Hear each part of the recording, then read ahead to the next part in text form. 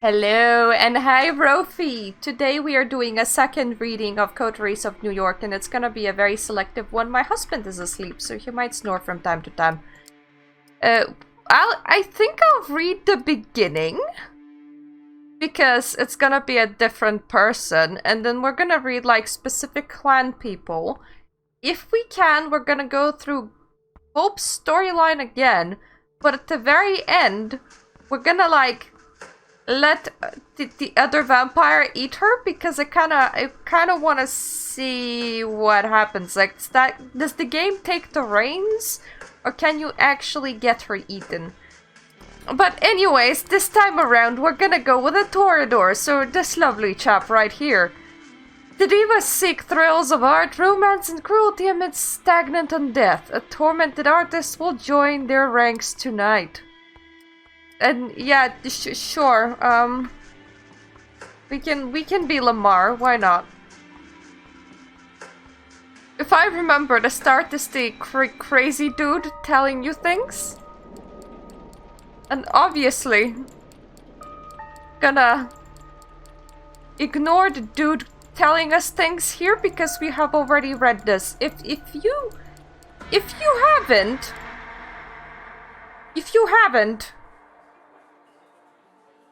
Oh, okay. Well, we're not playing a car in here. If you haven't seen the previous playthrough, I recommend starting there because we are skipping anything that is not part of this. You stifle a yawn while observing this nice man without his underwear. It's been a slow evening. The little bit of red liquid left in your glass and the crumbs on the plate remind you of that, if nothing else. These art exhibitions at least come with some decent wine and legit catering. Who are you to get into art exhibitions with tasty wine and catering? I never got in. And yeah, it's fun to talk about your work on display, even if you end up discussing it with pretty much the same people at each such occasion. You managed to get your work into a gallery, dude. That's big. You already met that one critic who keeps telling you with self-assured authority how you should pursue a different artistic avenue. Then there's the obligatory doe-eyed art student who's oh so impressed with your technique. To be fair, you're not all that happy with your latest piece, but hey, it's not the worst thing you've seen tonight. That ignoble, dubious honor belongs to one of the other paintings on display, and yet its author, currently being paraded around by his rich parents, has barely been able to grab a bite of the fancy canapes. So many psychopaths to meet, so little time. For a moment you'd think that maybe it's not worth it. Maybe you should take the critic's advice, cut your losses, sell out to some corporation, get it over with. And as if the universe wanted to validate that train of thought, that's the exact moment your sister Emma decides to pop up in your view. Oh, well, hi, sissy. I'm sorry, this guy wants to stop pursuing art, maybe, despite, like, the fact that his art is on display in a friggin' gallery. We're going with Toreador, Jade. We're doing a selective read-through, which means that we are skipping anything that is exactly the same. And we're gonna be pursuing Tamika and D'Angelo, and with time permitting, it's in game time permitting, I wanna do Hope again, but right at the end I want to let her get eaten. I just want to see if the game actually lets me do that. Oh, cool. I have lips now. Having lips suit me. Unfortunately, I'm not a real vampire, but I am kinda close in skin tone to one, so there's that. Which means that unless I wear makeup, I don't have much features. On camera. I mean, I'm pretty colorless in real life as well, but my eyebrows help with that. So let me get this straight. Cushy corporate jobs are selling out, but supporting a billionaire's vanity project is totally fine with you? I am. You absolutely despise her as an artist. While you're struggling to uphold some nebulous ideals of what art is meant to be, she's performing her ways of mooching off the system.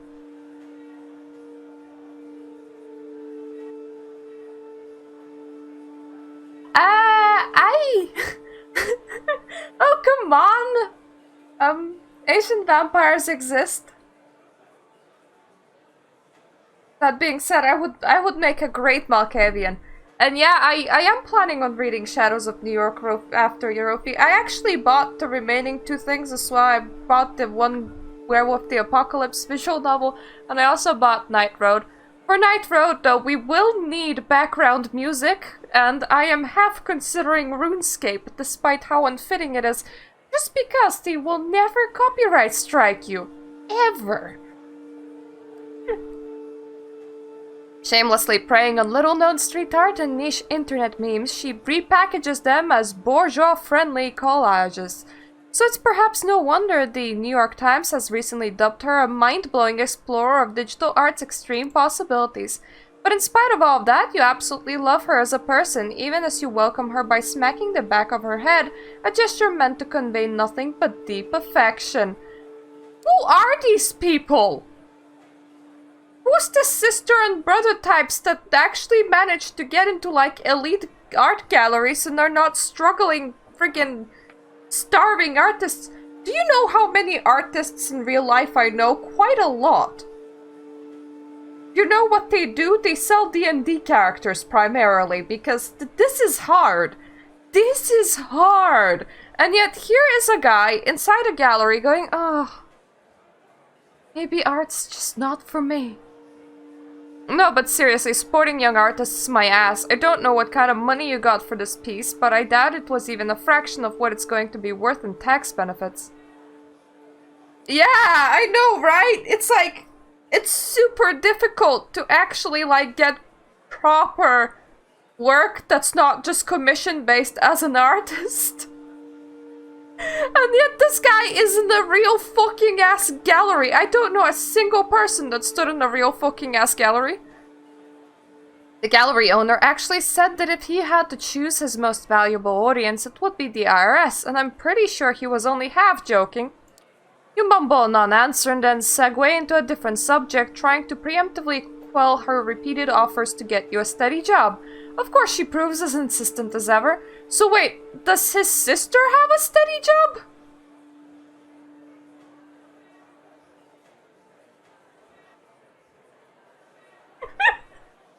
Ah, it's this gallery full of asses. No, Rophe, if I had the money,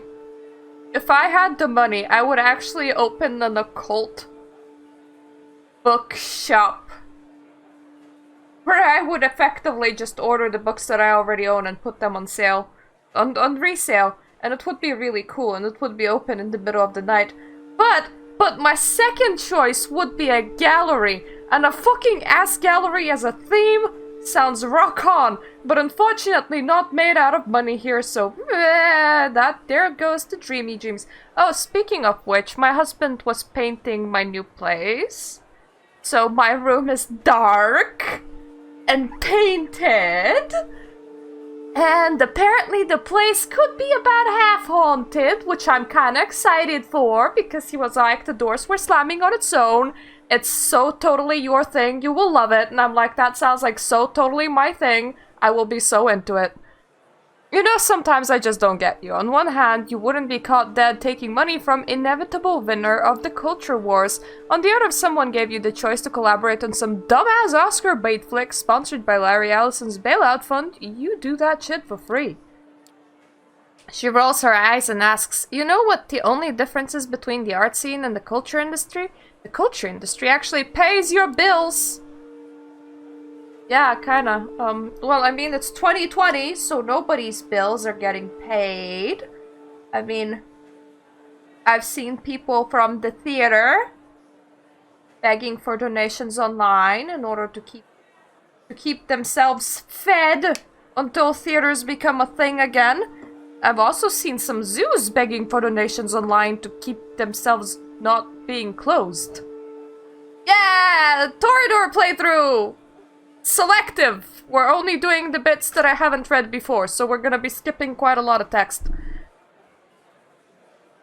As expected of someone who's given up on attempts to infuse her work with any sort of enduring quality and decided to just keep responding to the zeitgeist, she claims to happily accept the fact that after she dies, both she and her work will end up in a landfill. When you respond that you prefer chasing a 1 in a million chance to immortalize yourself, she claims it reeks of an overinflated ego.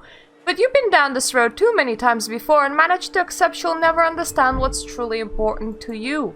Slowly but surely, you move on to more agreeable topics, your plans to finally get hammered together, or that most recent crop of garbage Netflix shows your friends have tricked you into trying out. Alright, gotta go. I've got a date! She peeks at a bunch of middle-aged men in expensive suits who have stopped pretending to care about the exhibition and are exchanging the worst, lecherous jokes they got in their sale repertoire.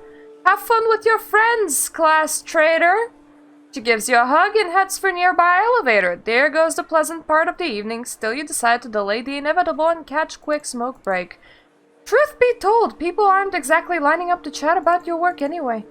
As you leave your post, you start tapping your pockets in search of a lighter. Instead, you find a $100 bill you're absolutely sure wasn't there before. Aww, your sister's giving you money. How nice.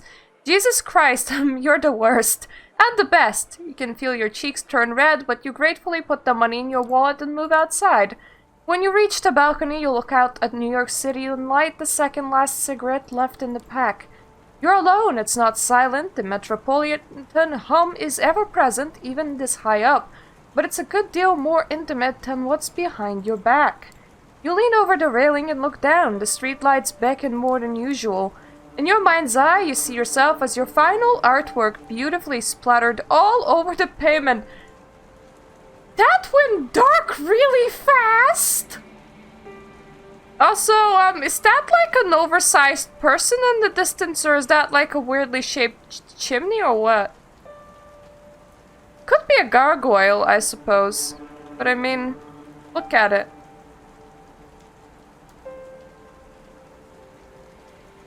Like, that's a rooftop decoration for sure, because it's like square and shit.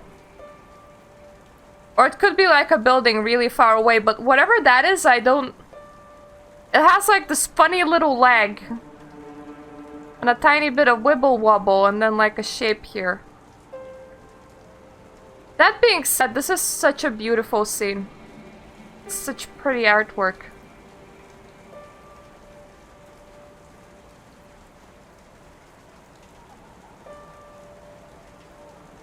I'm so happy. You know what? Thank you, Steam. The super dark text can be my new desktop background. Specifically this with, in your mind's eye, you see yourself as your final artwork beautifully splattered all over the pavement. That seems really fitting.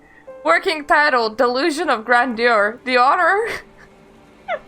A brilliant artistic soul crushed by unfeeling reality gone too soon. You chuckle and flick the cigarette into the air. Freshened up by night's cool breeze, you squeeze back into the stuffy interior. You barely make it a few steps before lethargy sets back in. It's like you never left. Still, something in the room feels different. Your eyes are drawn to a handsome young man, neatly dressed and groomed, exuding the air of true artiste. And the best part? He's intently looking at your painting. The gallery is almost like an art installation by itself now, people standing in silent awe. The guy like a beacon, drawing everybody's attention. Hushed conversations about the guests can be heard from every corner of the gallery. Your heart is pounding with excitement, and you approach feeling like a kid trying to get close to a deer in the woods, but afraid you scared it away. Yeah, there be the presents! The man turns to you and you stop in your tracks, entranced. So this is one of your pieces. Okay, I'm entranced too. I mean, look at that coat. Look at that shirt. Look at that collar and shirt combined. It's like he stepped from like 1800s coat making skills. Do you know how hard it is to make historical coats? Shit. I once watched by the way, I made a YouTube video of what kind of channels I watch, and one of them is a costume historian, and there was a piece that she had from 1920s, which was a vampiric collar, but at the same time the thing was half tailored and half draped, and she was so amazed by it, and she talked about it for like 30 minutes, and I'm like, Yeah! It must be super difficult, but it does look very pretty, so that's the kind of vibes I'm getting off his coat. Yeah, you do that. You do that. His voice is a very charming thing. I gotta say that. And even his old videos are kind of quality because he's in character. And he has a good voice. And I like that. Oh, and this man's eyes. His eyes. Though the pipe I would actually like put down, but maybe it goes with the vibe. I mean, it's not too bad, but... Ooh! That kind of sounds like I should totally follow that, whatever that is. I am legitimately following a whole bunch of writer Twitter accounts, and that's like the best shit ever because they always keep on retelling gothic fairy tales, and I love it. Because suddenly my feed, instead of being full of anger, is full of happy fairy tales, and I'm like, yep, the one where the fairy eats the children, that's a lot better than whatever the 21st century is fighting about. You managed to mumble an affirmation. Tell me about it, please. As you start discussing your inspiration technique and process, the man's eyes lock onto the painting again. He keeps interjecting, making knowing remarks. This guy gets it. He really gets it. The world around you disappears. You'll see anything, do anything to keep his attention on you. But you realize you don't need to. He's into your art. He's into you. I want to buy it, and I want your company. I need to talk to you. You will like what I have to say.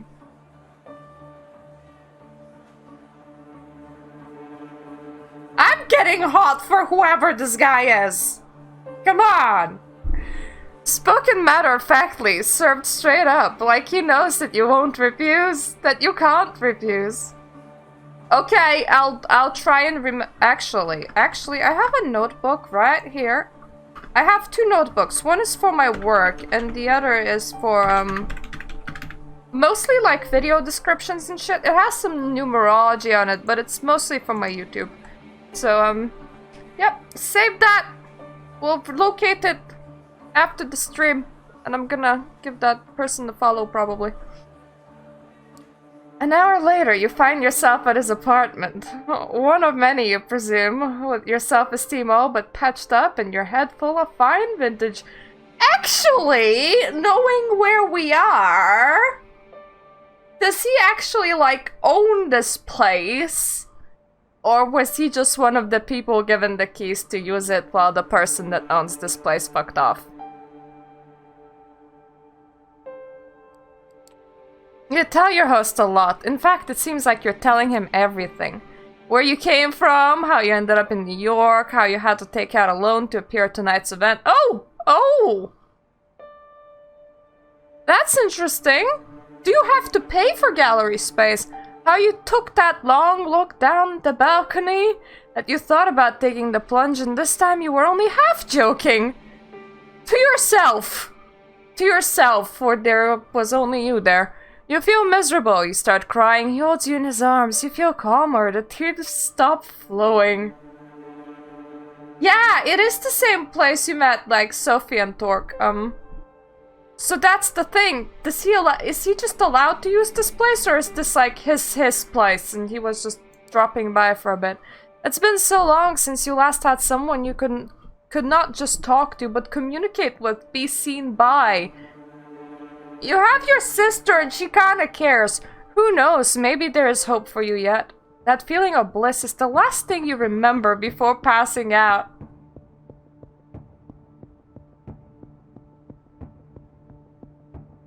It's like, there, puny human, cry on my shoulder while I just drink your sweet, sweet neck juice. Next thing you know, you're lying on the couch in the same apartment, hungry and dehydrated. How long has it been? Hours, days, more? You feel weak, confused, abandoned.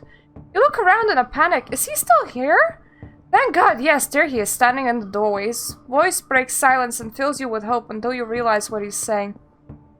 I am so sorry. I hope that maybe one night you will forgive me. Always remember that in our parting moment, I wished you well.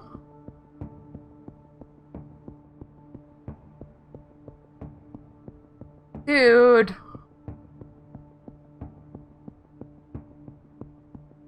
Actually, if he dropped by and did that to me, I would be totally cool with that. Like, totally? I mean, I have my own place. I would need to relocate my job to nighttime. And I would probably assassinate my husband or the cats, which isn't great. But other than that, hey, free immortality.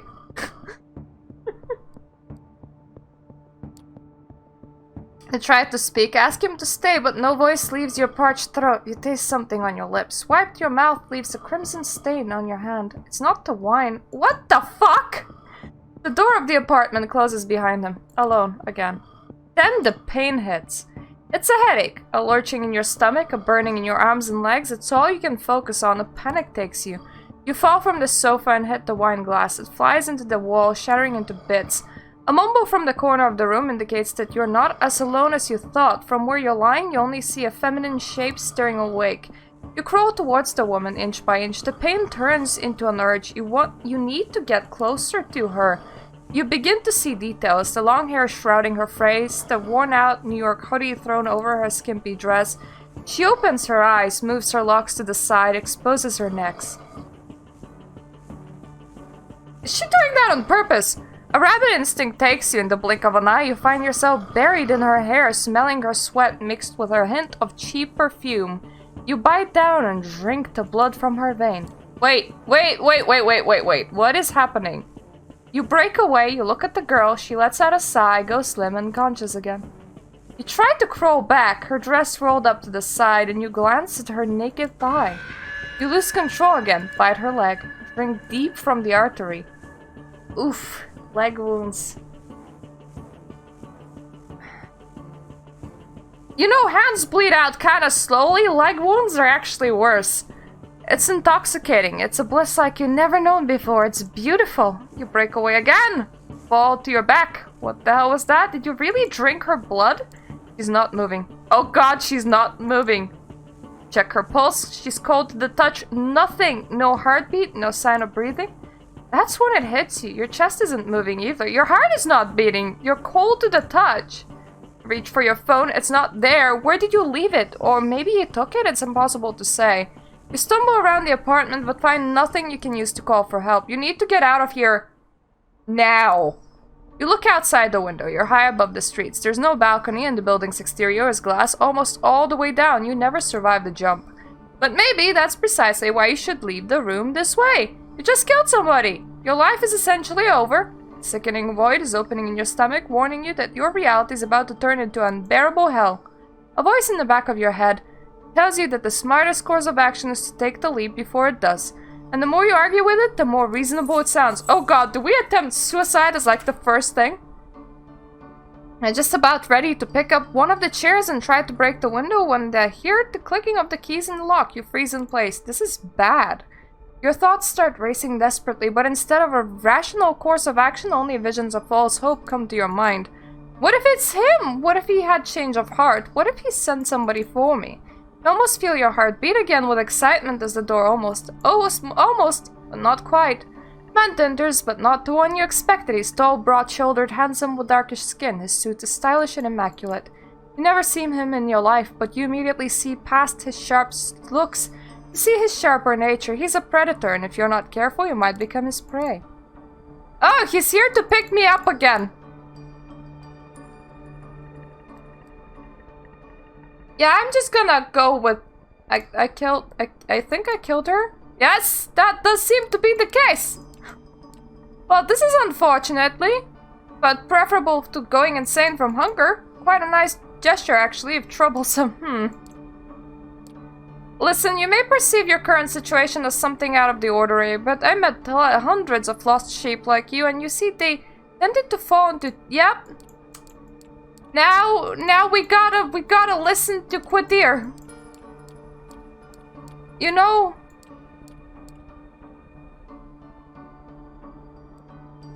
You know, we're gonna be super nice to Quadir this time around. Oh god! Okay, the choices are quite different this time around. The choices are quite different this time around. We can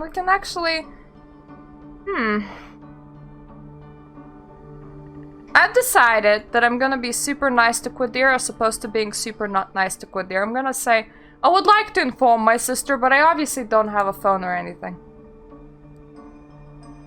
My sister, she's probably having a night out of Brooklyn with her artiste friends. Can I call her now? If you want to implicate her, go ahead. I think we're all better off if you let me make sure that she only knows what she needs to know. Yeah, agreed. Give me her phone number and I'll have somebody get in touch with her. Thank you. This will be useful in illustrating my next point. From this night onwards, you're subject, yep. And the ones you grew up with, yep, you can't contact with anyone unless you want them to die.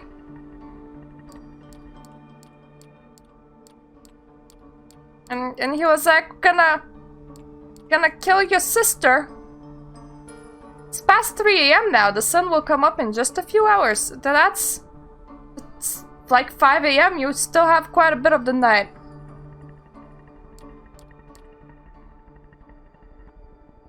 Oh, okay. I'm just gonna be very obedient with Quadir this time.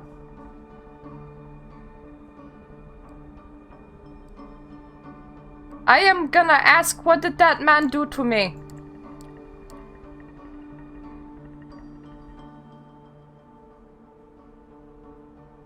Quadir's like... Oh. If, and that's a big if, you ever see them again, it will be tomorrow and probably for the last time. Jesus. For the last time? Said what I said. All I can add for now is tomorrow is a big night for you. That literally sounds like Quadir's threatening me. And I'm being very nice to Quadir. I feel horrible, as you should. Forgive me, I'm not in talkative news. This won't be a long drive, patience. The Quadir's judging me for killing that person, I guess?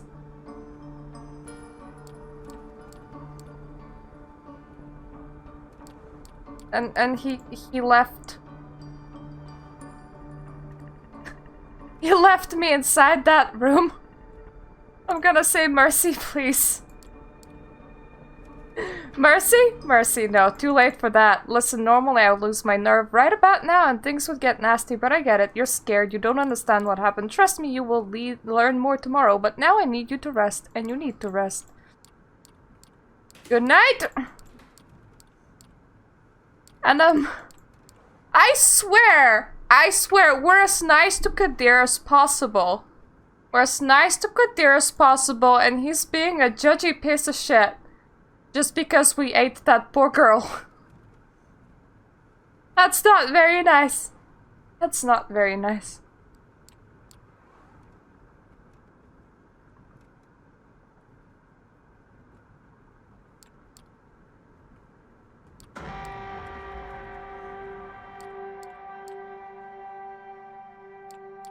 Yep, you got upset, you fell asleep, you woke up.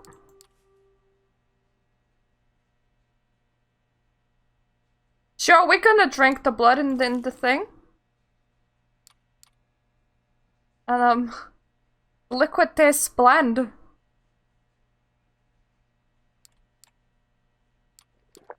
I swallow it and don't feel sick. Good. Good. Guess we're not bad true. Nice and nourished now.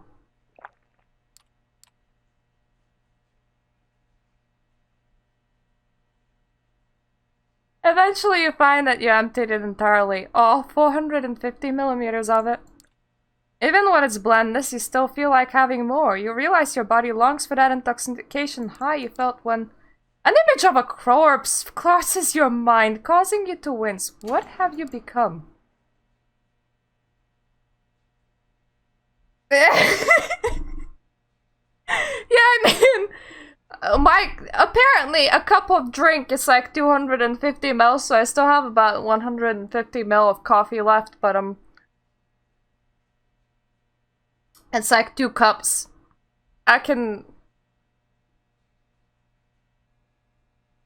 You need like 2 liters of water a day. So, Yeah, 450 mils wouldn't register all that much. Hello, Copper Calf. We're doing a selective reading of the Toreador playthrough. Mostly so that I can see all the things I haven't seen before. I see you had a bit of a snack. Am I still human? Luckily, one does not typically shed their entire humanity in 2 nights. You should be fine. Come on, we got places to be. Yeah, I'm just gonna be very, very, very nice to Quadir because he's already upset about me. And, what, to Quadir or us? Because you should have seen our sire. Our sire was a bit of a snack.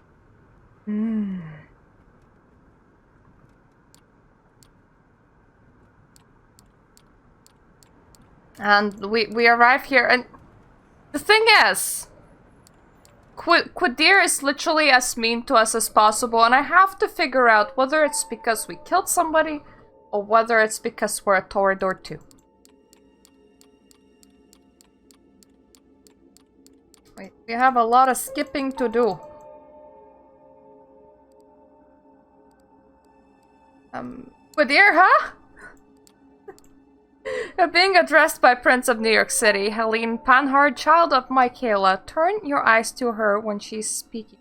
Who's Michaela? Thank you, my sheriff, but I'm capable of introducing myself. And she's all like,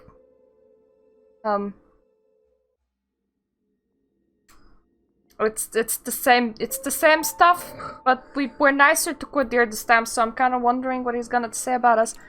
Wait, my sire, you mean the man I met at the gallery? That's one of the things we're here to ascertain. You're about to be judged by the court. Okay, Quadir got tipped off. Fledgling remained in the place. Oh, interestingly, sire made use of an older haven of one of the clan of the Rose for the embrace. You were even thoughtful enough to leave a local woman for the fledgling to slake his thirst on. Ah! Older Haven for Clan of the Rose. So it is Toreador Place. It is the Toreador Place. It's... They probably don't own it. But that's where Sophia took places. Yep, that's where Sophia took Torque. So they're all free to use that, I suppose. Despite some reservations, he offered little resistance last night and cooperated in our way to the safe house. I was pleased to not have to force his compliance. Had a quick chat, but wishing to appear here post-haste, I urged him to join me, which he did without struggle. A pleasant departure from my usual routine, I must say. His thirst partially slaked with the bagged blood we kept in the safe house, we had a pleasant enough drive here. The story ends with us arriving at Elysium tonight.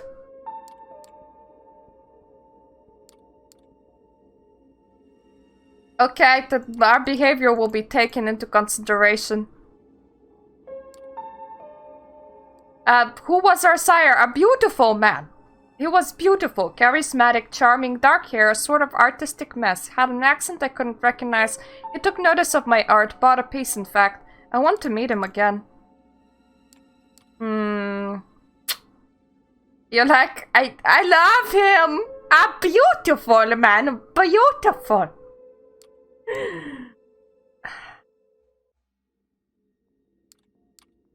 Well, Quadir, does that sound familiar? No, it does not, or at least not familiar enough. I will continue the search after we're done here. Remember, Quadir, you are looking for a beautiful man. A very, very beautiful. Pretty, in fact. Might be your sire, too, for all we know. He bought my painting. You can't track him. Oh, did your outlook on him change all of a sudden? Did your outlook on him change all of a sudden? Personal jabs aside, thank you for the observation. I will investigate this later. You saw, like, I'm ready to kill this person! Well, Quadir is relieved that he didn't need to kill us on the spot. Sophie, can I speak with the fledgling?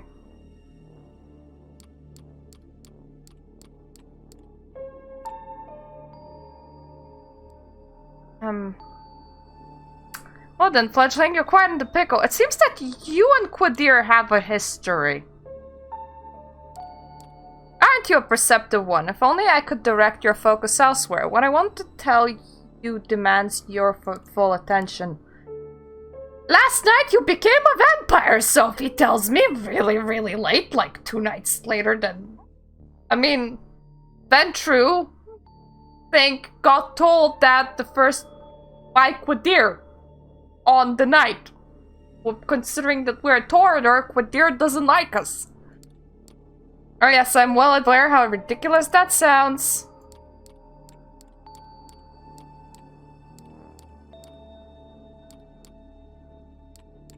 Oh.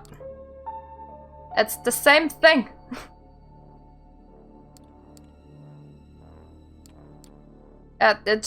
She's like, you'll have to swear loyalty to me. Well, I don't want to die. But poor thing, you're already dead. Sophie, you know what I mean.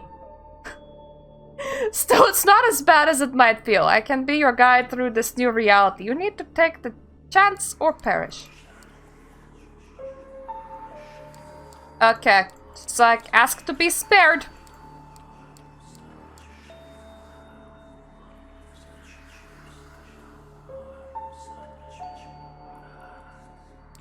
And she's like, I feel genuine sorrow for what must be done because you haven't done anything to earn our ire.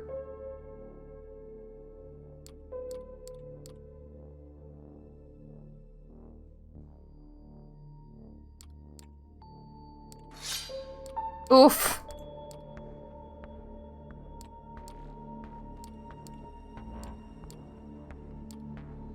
Yep.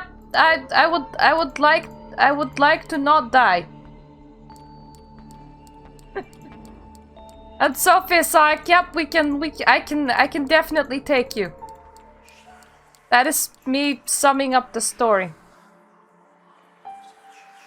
I will ask for a chance to prove myself prince. Despite the fact that you're definitely a princess, but I suppose you guys just never got that gendered thing. I do take note of your tenacity. See that it doesn't become a burden. And yep, Sophie takes us in.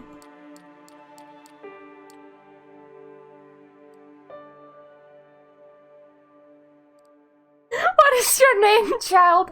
Is my artist moniker enough? Lamar. I am Lamar. And we're in the camera. You know, Lamar has really beautiful eye color now that he's dead. It's kind of pink.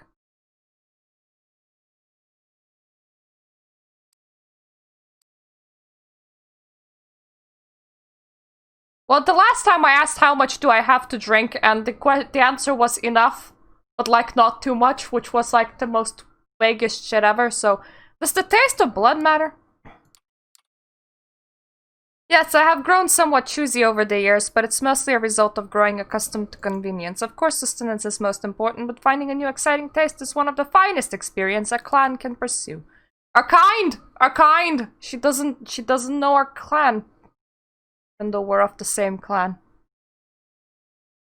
That said, I also drank the blood of gangrene-ridden soldiers in field hospitals after the Battle of Gettysburg when I had no other choice. Not my fondest memory, but also the only reason I'm here. What you need to know right now is that no matter what matter of blood you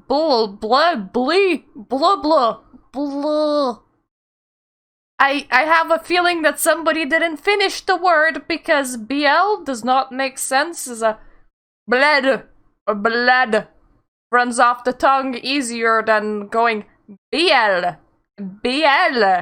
Because those are about when you're trying to pronounce. When you're trying to pronounce BL actually takes longer to pronounce than blood. You will always be tempted to have more. You can learn to control it, mind.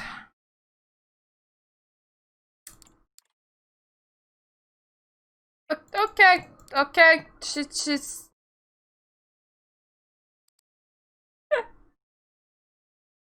Yeah, she talked about quantities again. Quantities are a tough cookie because it's like not too much, but enough. And you will always want more. About our child-sire relationship. What does that mean? Prince Panhard spared you on the condition that I take responsibility for you. Normally, a sire and child are close. One begets the other, after all. Our relationship might not be exactly that of a sire and child, but it's treated as such by our laws. That we do not share blood does not matter. You must therefore defer to me in all things. Okay. Got it. Ah, you have people with actually close sires. You have people, apparently you're supposed to have people with close sires. And honestly, throughout this game's history, throughout the history of Vampire the Masquerade games, now that I have played Redemption, I have played Bloodlines, like this.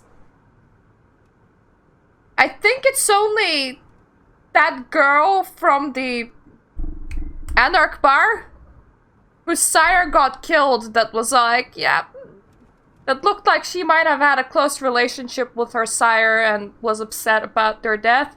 Everybody else seems to have a really torturous, abandoned existence.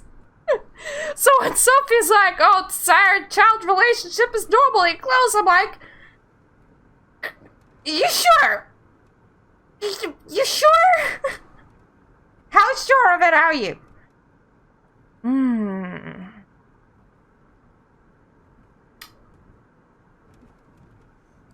Is there anything that movies get right? There is a kernel of truth in every myth. Those concerning kindred are no exception. There are mortals who sift through and manage to separate the facts, though it doesn't happen thanks to Hollywood. But once sunlight burns us, that's why we rest during the day. You felt it, more like being dead than being dormant, isn't it? But we have no choice. We are night dwellers and day sleepers. Some more folk-oriented threats are just legends, or occasionally a minor nuisance. Garlic, running water. Even religious symbols don't repel us unless the wielder is uniquely pure and godly. Yeah, which apparently for Toreadors are like a weekly occurrence. Like, they're like, this human's fascinating. And then they turn them, and then they're like, I'm bored now. And leave.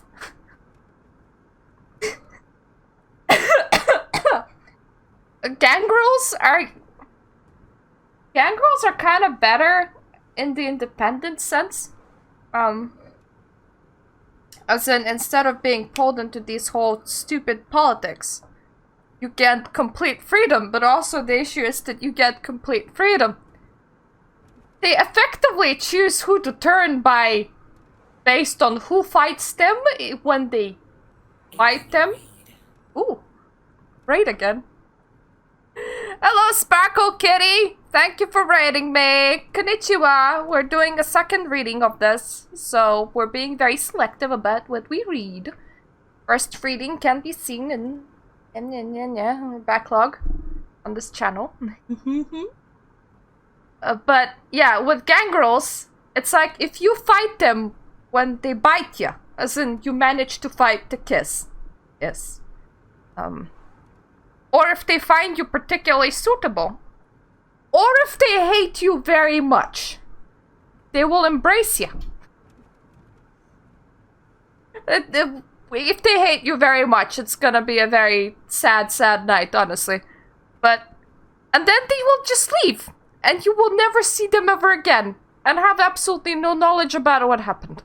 You're just like, they're gonna figure it out. Just gonna figure it out.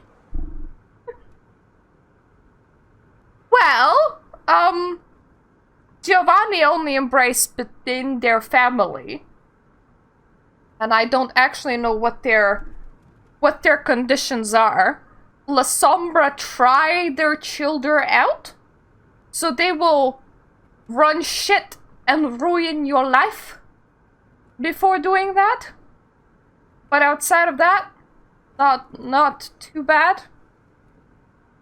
It would be kind of hard to be Tizmitzi, because you're either selected from bred humans, a family of bred humans, or they kind of wanted you as a wife, which is kind of like being a Dracula's wife, which honestly is better than being a Toreador. Because, I mean, they don't really care about the fact that they wouldn't have much feeling for you. They would force you to have feelings for them, or force you to accept their love. But they don't... The fact that it's a one-way street really does not bother them.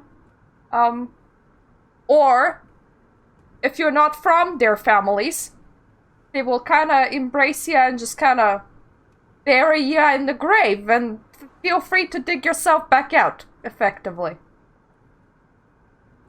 I don't know what Bruja do. I think because they're mostly anarchs, they're kind of a bit more normal in those matters. Nosferatu apparently tend to embrace either the ones that they are really, really jealous of, or the ones for whom it would be an upgrade in life, like homeless people. And honestly, Nosferatus are not too bad to be a part of. As in, they have a pretty normal, tight-knit clan that will try to help one another, because the rest of the society despises them, so it's actually more as in being invited into an actual family. So that's nice. Let's say, who did we not address yet? Well, Tremere embraces are always kind of like being embraced in a science lab, where you're told that congratulations, you're hired for forever, but you may not have any personal life ever again. But that's what you're gonna do. You're gonna study magic like your life depends on it. And if you're embraced by a Malkavian, good luck having a normal existence. Like, if you're lucky, your sire's not completely off their head. Maybe you're gonna have a conversation or two, maybe even stay with them. I mean, nodists are a thing. Nodists are a thing. So, like, there can be a cluster of Malkavians that are normal to one another. It's just really friggin' rare, because they tend to go mad. And they tend to start mad, and they tend to get more mad over time. If anything, having Malkavians in a cluster would probably make sense, because whenever one of them is lucid, they can try and help the ones that are not very lucid at the time, but doesn't happen all that often. Doesn't happen all that often. Salubri are apparently really nice. Like, they will treat you incredibly nice. They will be kind and loving and gentle, and they will be very careful about your emotions and everything. But if you're a Salubri, everybody will be trying to kill you. Hence why you're with the Sabbat, because of the rest of the vampires are fucking shitheads, and you're gonna be incredibly empathetic. Kind of means that unlife is will not suit you, and there is a high enough chance that your master at some point will be all like, yeah, I embraced you so that you can eat me nicely and put me out of my misery. Could you please do that? And that will be a highly traumatic experience, because that is how Salubri do. And that seems really sad. Honestly, I think that they should repopulate their clan, because they're like such nice people. Such nice people, and they're cursed to have like a really high up generation, because, well, yeah, the whole eradication of most of their clan kind of happened. So,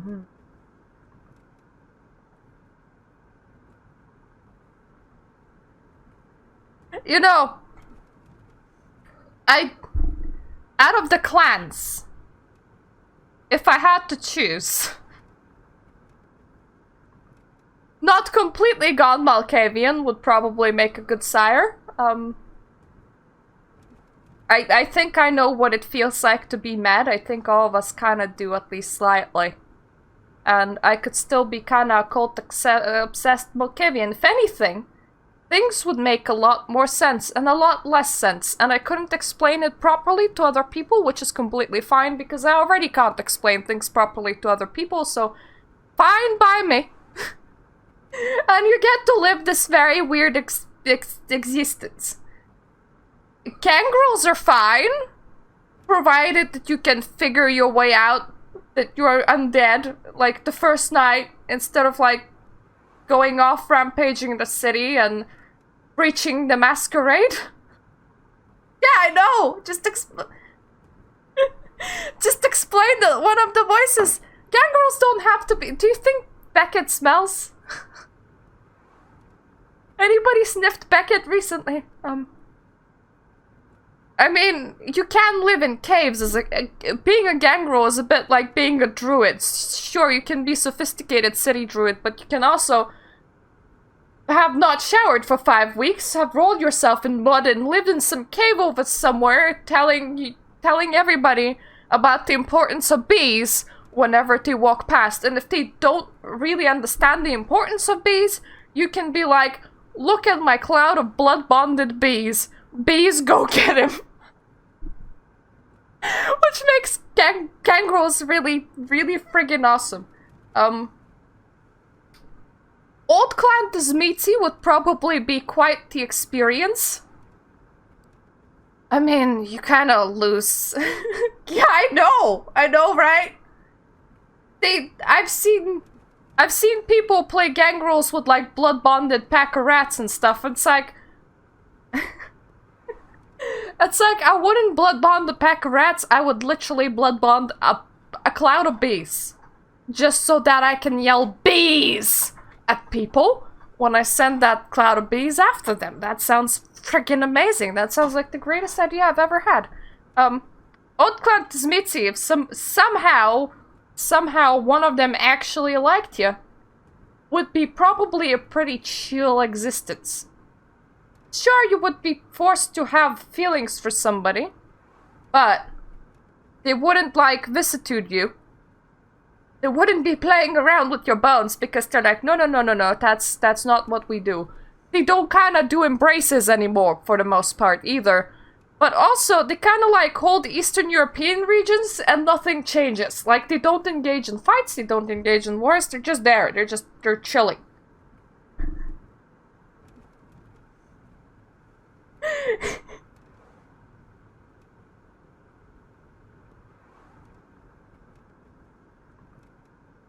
Oh. We killed a guy at a train station. It was a romantic experience. Tremere are honestly kind of okay if you can somehow just kind of break off from the clan or be part of more rebellious Tremere, because you see they have knowledge and not much else, and that knowledge has a very, very steep price of you effectively having absolutely no personal life. You can't have romantic engagements. Your life is for the clan. It's like being in a military boot camp, but filled with wizards instead. And that sounds like a pretty bad experience, but if you can just, like, get the immortality and leg it somewhere far away, really far away, and just kind of live nondescript existence, trust me, you can kind of rediscover all the blood magics on your own. I mean, it's kind of an invented science anyway. You do experimentation. I mean, Dizmiti don't even teach people their ways. They kind of go, it's a personal journey, which knowledge often is. So you can be a Tremere taking a personal journey somewhere far away from all the other Tremere and have a perfectly nice life. Obviously, Salubri is a very nice personal experience, unless your sire wants to be eaten, and everybody will want to kill you. Everybody will always want to kill you. So yeah, that's like my top clans ranked top to bottom. If I was choosing a sire and somehow Malkavians came out on top, okay. And Gangrel came second, provided you have knowledge. Yep, stakes through the heart are bad business. And Gregory looks over her when she sleeps. Do vampires watch each other's backs? No. A little sect supplies social interactions aplenty, but it doesn't really encourage counting on someone. Support given in exchange for favors, yes, that's more like it. Long-term solidarity does occur in the Camarilla, but we're a very politicized organization by necessity. Loyalties to our sire, to your prince, and to the sect. When you're in Elysium like we're tonight, the sect can appear to be a monolith. The reality is more complex. Outside of official gatherings, shady deals and quo pro quo mentality reigns supreme.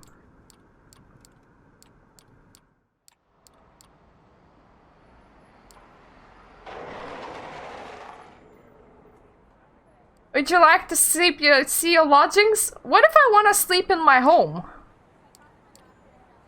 Does it have sunproof blinds? Or a solid secure door? No, I think you'll find the apartment much safer. Come upstairs.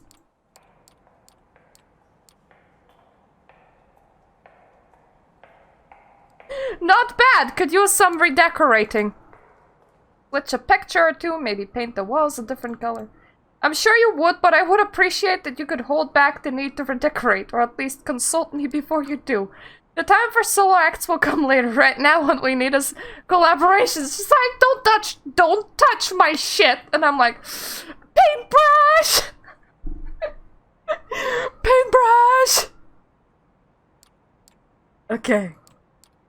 And she leaves me alone again.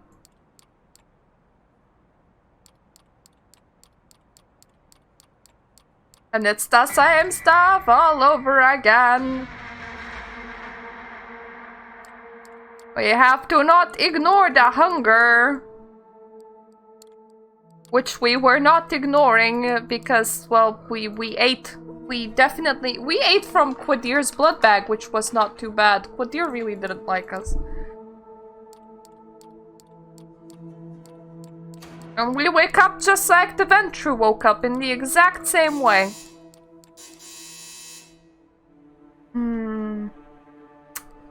It's not exactly sleep, is it? I suppose it isn't. Some say it's more like being dead, but we wouldn't know, would we? It's no use reflecting on it anyway, except that this is who you are now. Well, you would know! You kinda told me that I already died yesterday! What do you mean you wouldn't know? Of course you know. Everybody knows. You made the right choice yesterday. I can teach you many things about yourself, your blood, its desires, its power. We will begin tonight. You're hungry, yes? And she's all like... And I'm like, no. No, not really, actually. I am pretty swell right now. I'm really well fed. That Quadir's blood bag is holding. Let's start learning.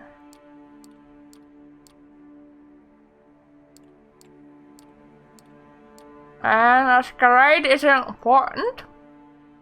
How do you avoid being seen? You isolate your prey, or you choose the right circumstances. People tend to avert their gaze when they see a couple intertwined in public. Love bites are easy to explain away. Some of us keep willing herds, or even just individual kind who desire to kiss. That comes at a higher risk these nights, though, so I would not recommend it to young kindred like yourself. I mean, is it? I suppose. I mean... If somebody asked me to help them out one or twice, I would, but, regularly, not really. Oh, hi! It's the same gallery where we died.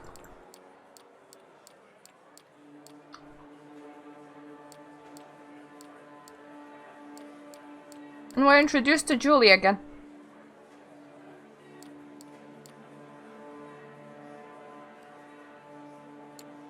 We're gonna eat Julie this time.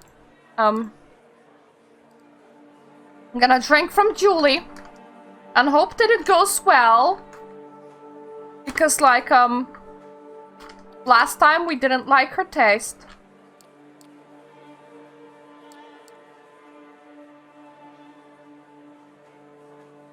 There's just a taste. Sweet, fresh, sanguine. You drink and drink and drink. No, stop.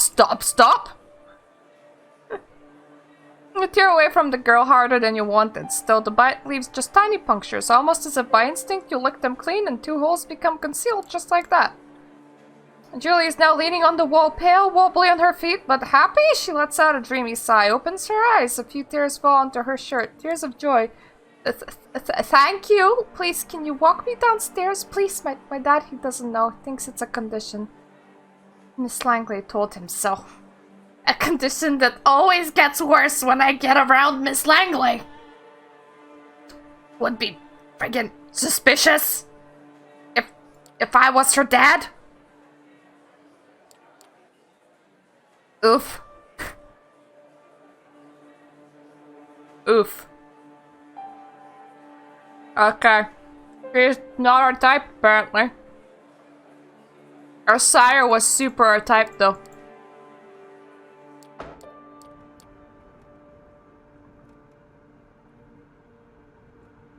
That girl's exquisite, don't you think? You wouldn't tell by her demeanor, but she's so much passion, it brings out unique bouquet in her blood. Well, I feel like I kinda took an advantage of her. Oh, please, spare me your dramatics. I'm sure she was happy sharing herself. She's such a sheltered girl. Let her have her fun from time to time. Fun at the price of lost health. Then again. BDSM's a thing? Kinda cool and kinky thing, honestly. But then again, I'm also past my mid-20s. And that girl's barely a teenager, so I would be very, very protective of her in a society of vampires. The older I get, the harder it is for me to understand that young people have the full right to consent. I swear I'm gonna reach the age of 50, and I'm gonna be... I'm gonna be like a friggin' Tremere Region Maximilian Strauss. Being all like, you all need my guidance! You need guidance! If there's furniture, I will offer it guidance. If there's people, I will offer them guidance. You all need guidance. That might just be future Myrta. Then for the next stop, training wheels off this time. Gregory, Flushing Meadows Place. What did you do to the people back there? The old trick, just the blood doing my bidding. We all have our talents, some of which come from legacy we inherit from our sire. Yep.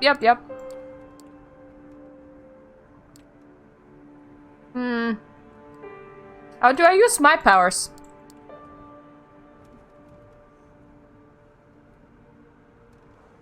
Okay.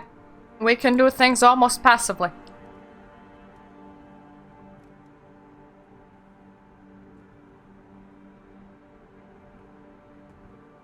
Keep in mind with Masquerade, however, it's all fine. You can disappear in plain sight or command animals with your mind, but save those overt talents for the right place and time. Yeah, but... Bees! Bees! I just really need to play a gangrel with bees. I just want to go crazy with that. Okay, she's off to have a snack.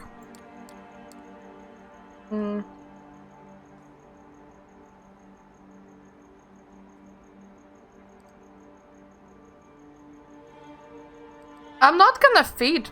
I am so full of blood today, I'm good. Sophie will be disappointed for sure, but why should you care? There has to be another way to this, a better, more humane way. You think back to that girl, Julie. She wanted to give her blood willingly, or so it seemed. Maybe you can groom people to feed from? Oh god, that's fucked up. Maybe they do actually enjoy it. But that's just creating an addict. Isn't it better to ruin one person's evening every now and then instead of making them dependent on abuse, essentially? Tough call. Being followed. Hello!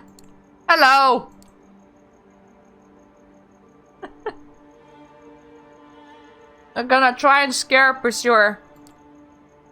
And puff your chest, look straight at them, and you find that they have trouble approaching you. In the poorly lighted alley, a hooded figure is weighing their options.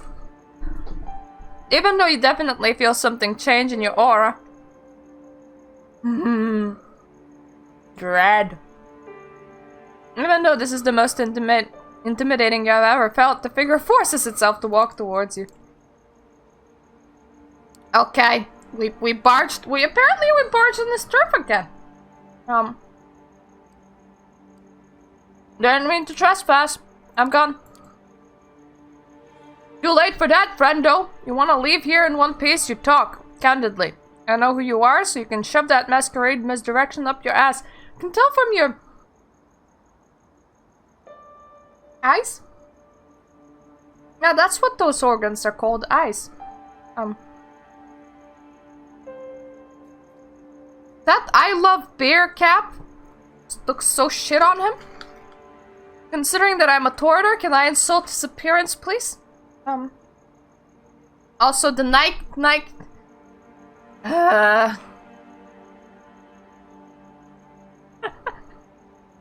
Is he? Is he actually a gangrel? How would you know? And not a Bruja or something. The Nike thing just makes me think that he's a Russian. Nikes and sneakers, you know? That's the rich man's way.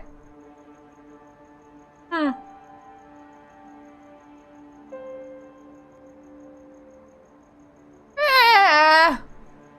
His still pupils are still round. Now better tell me who you're with before my pose shows up and we beat it out of you.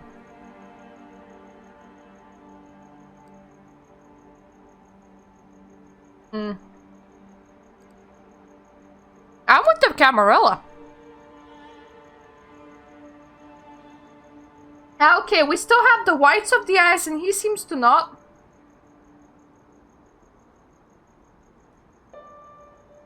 The whites are kind of red, whitish, pinkish, which honestly really suits this dude.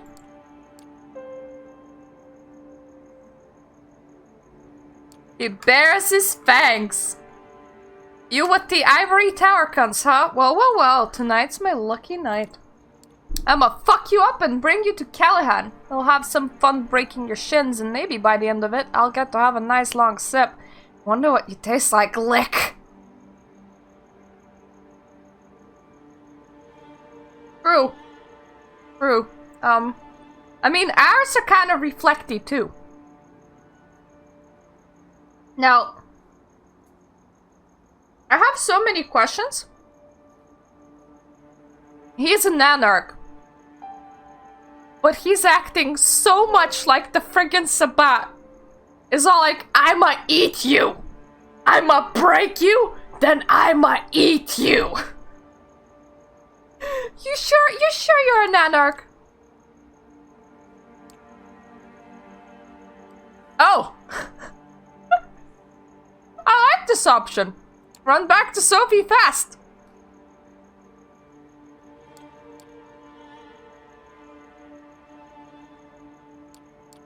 Yep, it's Sophie feeding. Well, Lamar, how did it go? You thought you could run away from me, Lick? Like you were safe with your friends. Well, I have friends too. Oh! First, the feeling of warmth and beauty emanating from Sophie flares up again, entrancing both you and the hooked fuck! His shout comes out as weak, confused squeak!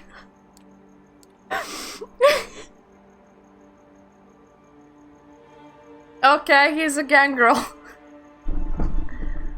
You know, gangrels do look kinda cool. But his dress style His outwardly features not very attractive. He looks like he would have been a tiny man. I feel really, really sad saying this, but I mean... You know how there's people... And when they carry themselves, they fill the room. They're kind of broad. And the race got nothing to do this. I've seen like black broad men. I've seen white broad men.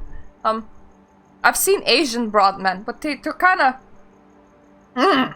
like, you know, even samurai pictures. They're just and this is very unfortunate to say this, but his stature is that of one of those broken English Indian men on Facebook sending broken English hookup texts to random white girls online.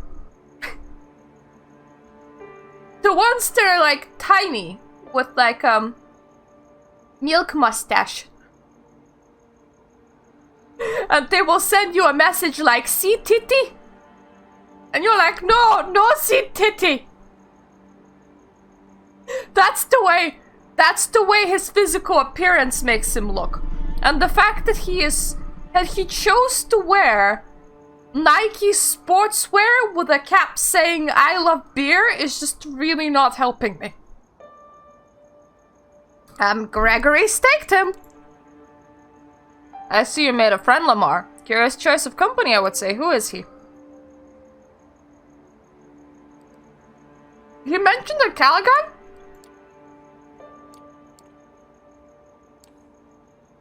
Yes, I have. This hoodlum is anarch then. Curious. Corona Park has not been claimed by any kindred last I checked. Let's go to the car. We'll put him into the trunk and present him to Quadir tomorrow night.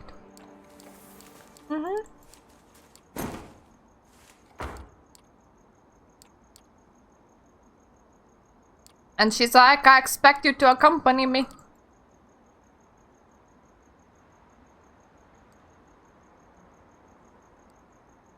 Well, you know what? Good riddance. The guy's an asshole. I tried to be nice. I was gonna go away. I tried running away to Sophie. I did everything in my power not to put him in this situation. Oh, Quadir will enjoy it too, I'm sure.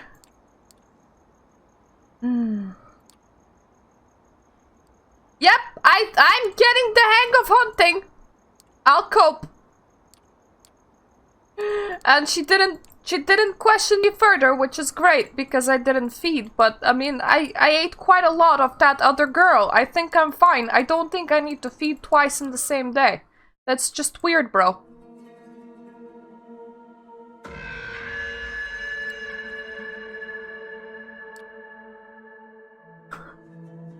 I opened my eyes and I'm like, God damn it, this is dark. Oh yeah, there's no light on. That would explain it.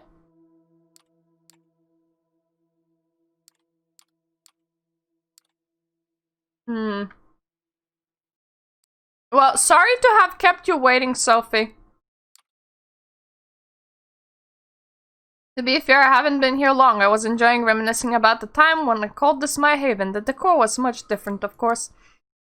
Aww, this was her haven at some point, and now she owns multiple properties. We're off to mingle.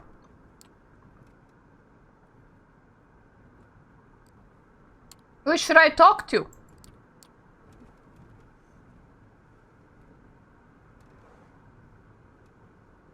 Okay. Thank Quadir and the prince if possible. And she's like, don't talk with the Primogen. Which is honestly quite interesting because they're not that old. I mean, from the last ending, that other dude, it was turned into, he's only like, in total something like 70, 80 years old, but been a vampire for about 50 years, which is like nothing.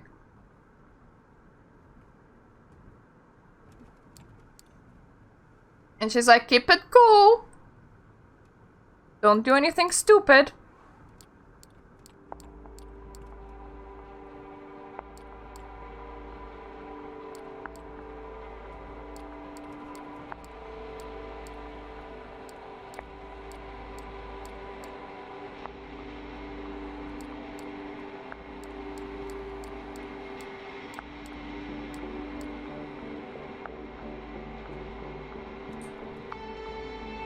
Yeah, everyone's super young in here.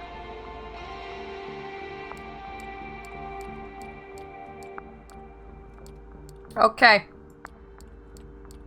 We handed the guy again.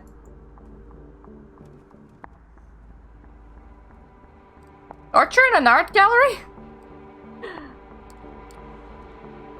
Oh, please do keep your naivety to yourself. Power and violence have always been two sides of the same coin. Most of us here are far too old to bother with keeping up appearances. What do you mean far too old to bother with keeping up appearances? Your Primogen Council has people that are 50 years old.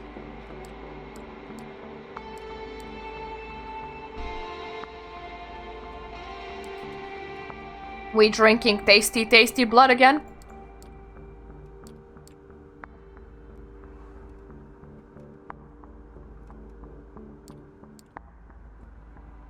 Okay. People are staring at us. I will confront the man staring at us. So what's so interesting about me? Sorry, didn't mean to pry, just seeing how you're doing, and you're still in one piece. That's good, I'm glad.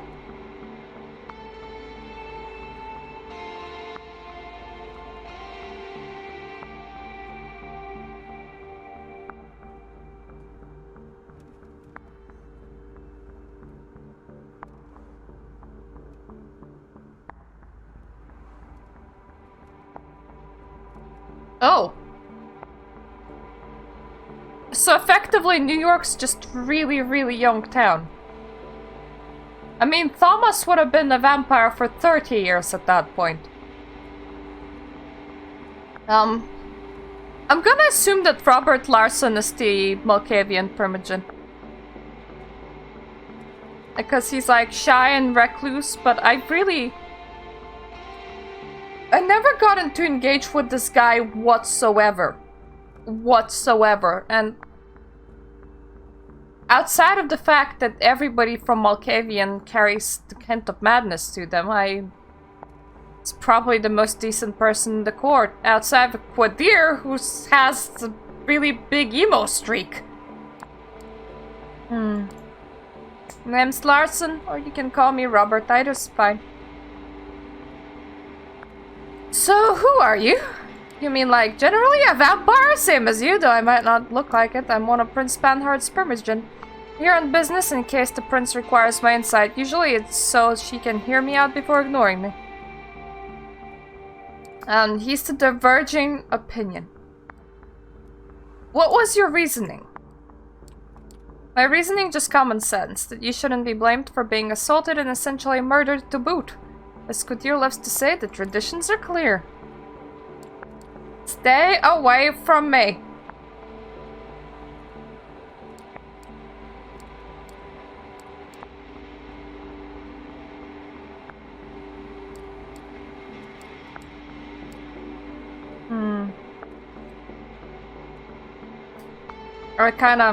I feel really bad for Robert. He seems so nice.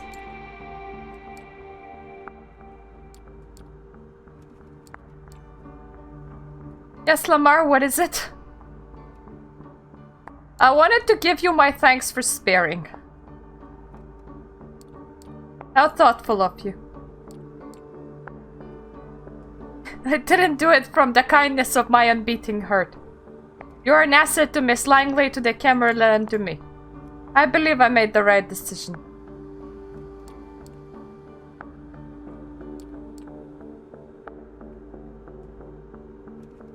Okay. I'm gonna bow and then leave.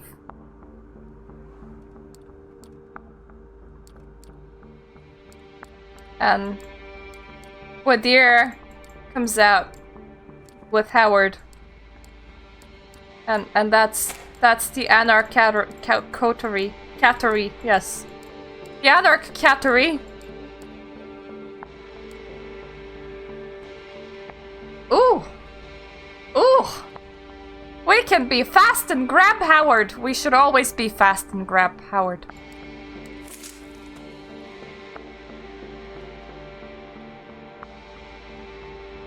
And Howard got killed.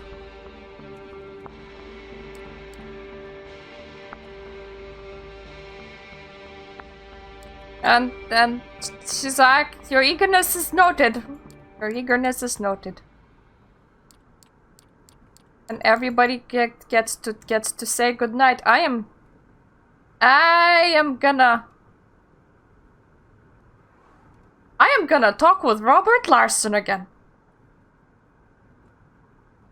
That's gonna piss everybody off. He is probably a Malkavian. And stay away, can you?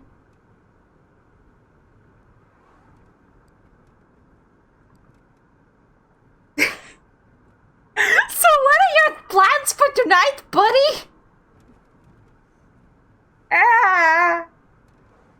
We can't flirt up a primogen. What is wrong with us?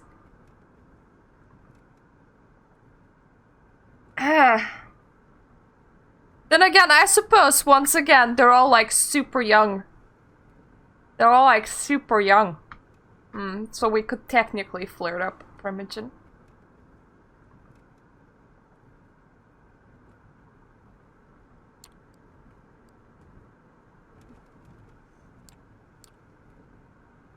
Okay, Prince doesn't have to consult on every decision. The Ivory Tower is a hierarchy, not a democracy. Yeah, I know, right? I swear he must be a Malkavian. He's angry and disappointed. His face is showing some color, not a common sight among vampires. To be fair, by Camarilla standards, the case was pretty cut and dry. It's like that when you're an Anarch, you get caught red-handed and you're in a world of trouble.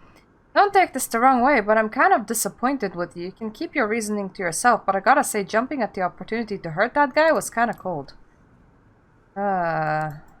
Listen, it was nice talking to you, but I gotta go. Enjoy your night and all that.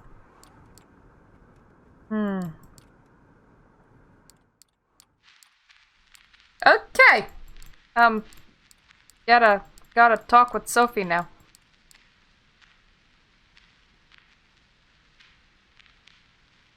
And then she's like, you gotta trust us.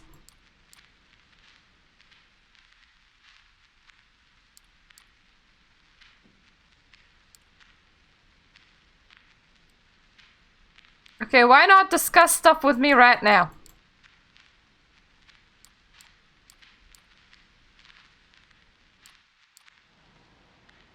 Why does her apartment sound like a really creepy broken record?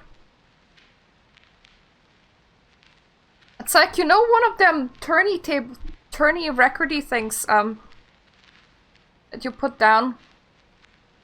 The actual, like, roundy stuff. See, I would make a great Malkavian. I don't even know what the heck I'm talking about right now. Yeah, the roundy stuff. The ones that are like plate-sized that you put down inside thing that has a needle that you put down on the plate-sized thing that turns and then plays music. I am pretty sure that that is called a record. I'm pretty sure. Yeah. It sounds like somebody left that spinning with an empty record. That's what I wanted to say.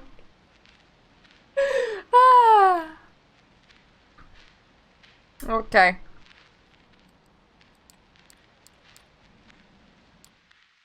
And we sleep again. Slap, slap.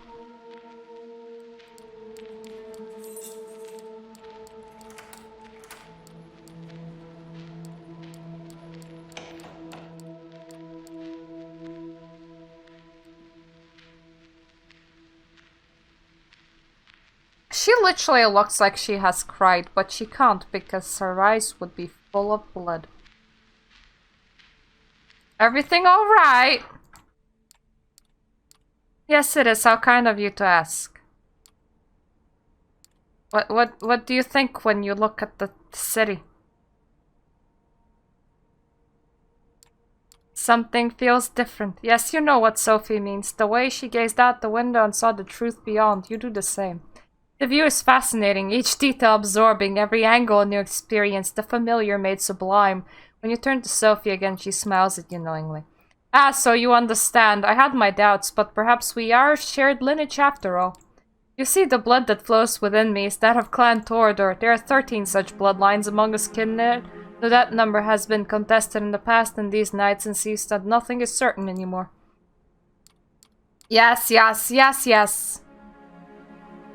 The Toreador, the gift lies in the sensitivity of sorts.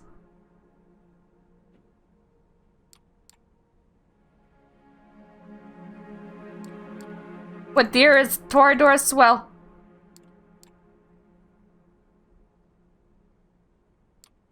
We get a speech on Ventru and Bruja, because those are the other two clans that we could have been. We're obviously completely not aware of this, so I don't know what's the point in this speech. How can I tell Kindred's clan? Usually you cannot, with a few exceptions perhaps. For some clans, the uniqueness I mentioned bleeds into their appearance or disposition, but even then that can be misleading.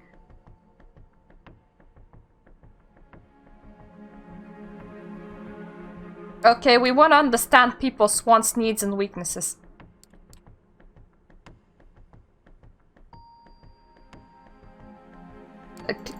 Coterie, yes.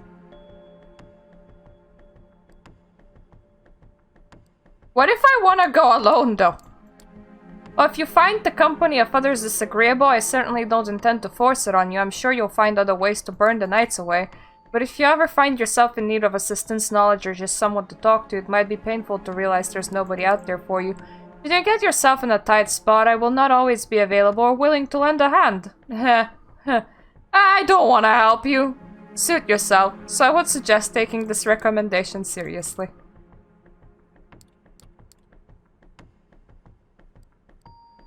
You're choosing my friends for me! Don't try to get clever with me, darling. Think of it as a gift. One you can put to good use or squander entirely. Either way, you're welcome. Okay? She gives us... A scholar sounds boring. Okay. She's giving us a handout of all the people that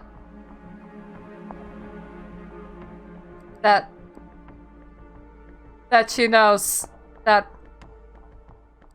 can help us. An office? One of them awful Swedish places with awful furniture. What is he, an insurance agent? He fancies himself a detective, you can't believe it. Thus he insists on having an office to meet with his clients.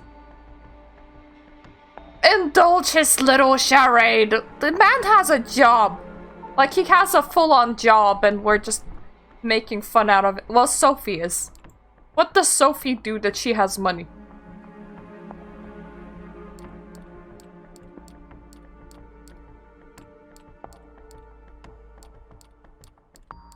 Yeah, so she's like, you can make friend with Jezebel's childer.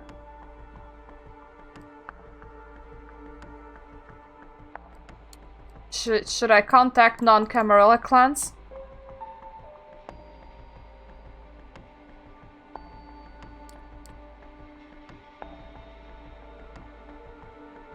Okay,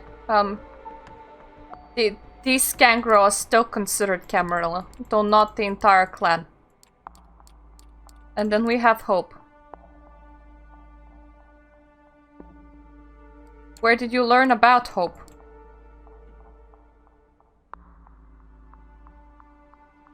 One of her colleagues. She learned it from one of the colleagues.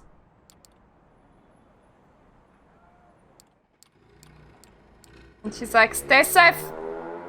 Okay, now we can actually start talking with Jezebel's childer. Was my whole main thing, really.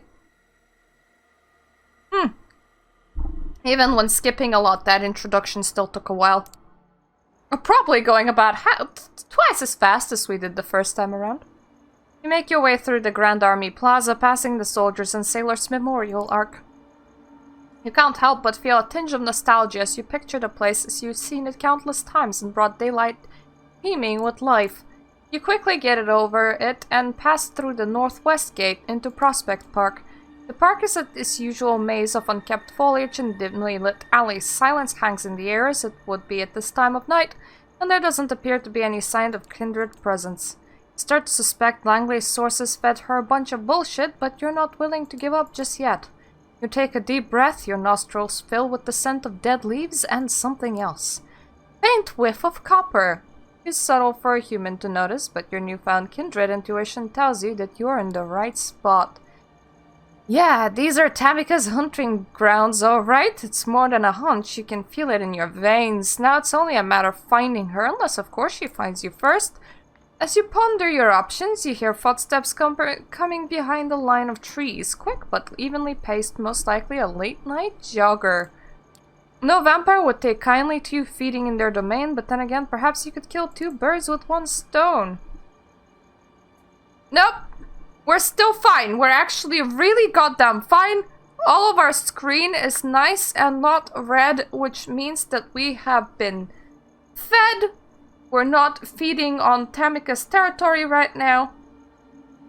Though I am really questioning the fact that the park smells a tiny bit like copper.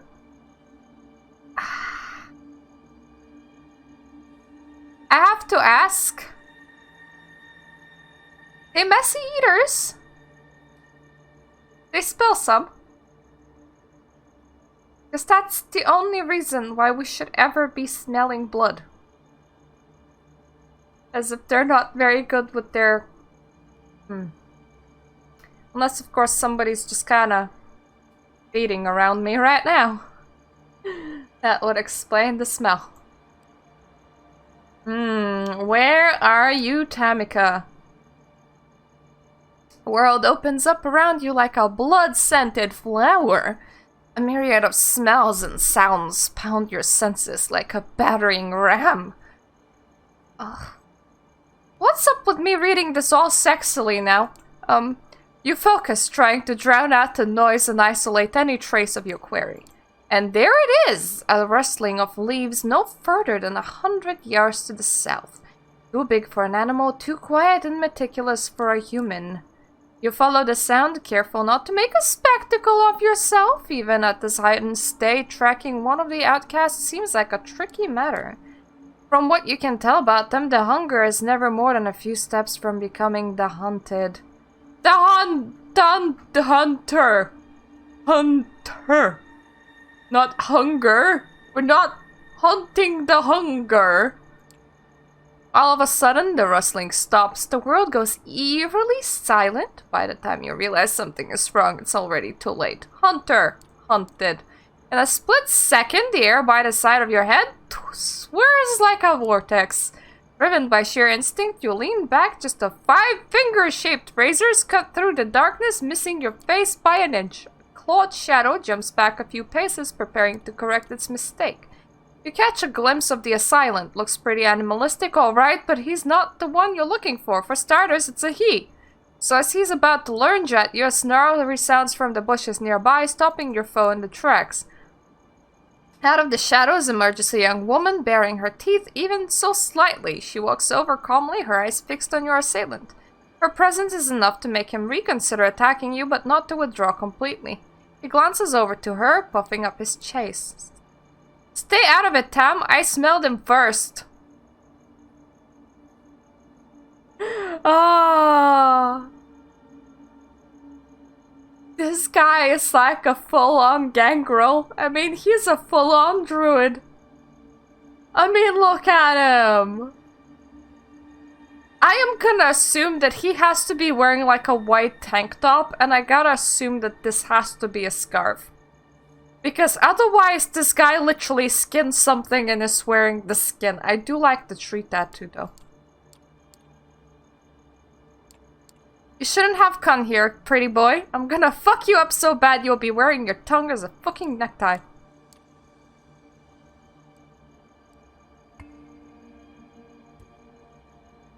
Well, easy there. I'm not looking for a fight.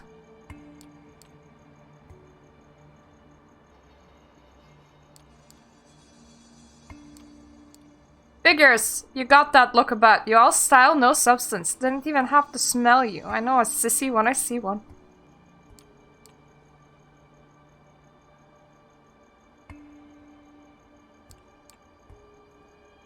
Ooh.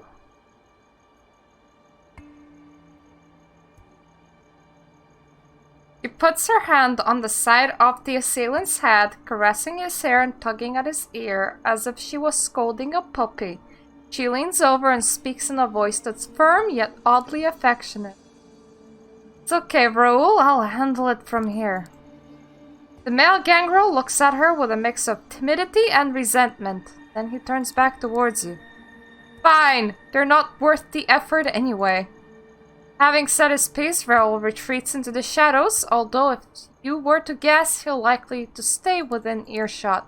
With her companion gone, Tamika turns to you once more. What do you want? Straight to the point, I like that. I don't care what you like. No, quit stalling. You have something to say, say it.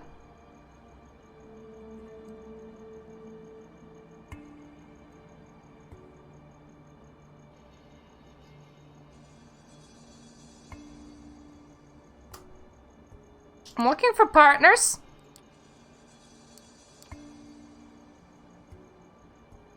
So you want to help me with something because you want to be my friend. That's about right? That's right. Uh-huh. That's very earnest of you. It's also kind of silly, but I think I'm okay with it. What I'm not okay with is putting my ass on the line and getting stabbed in the back for my trouble. So what exactly should I trust anything you say?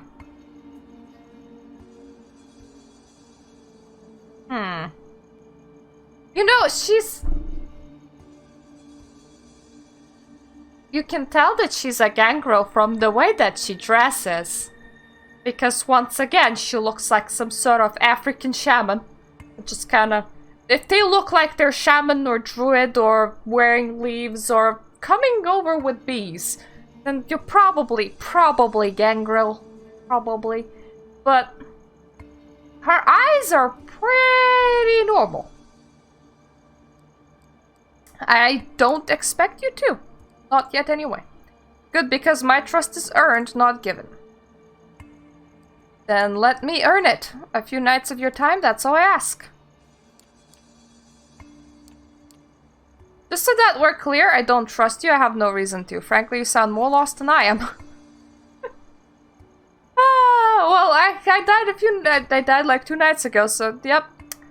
Still, there's something about you. Most kindred who are this pretty tend to hide or rot underneath, but I don't smell it on you. So I'll give you a chance to prove yourself. I have some outstanding business to take care of.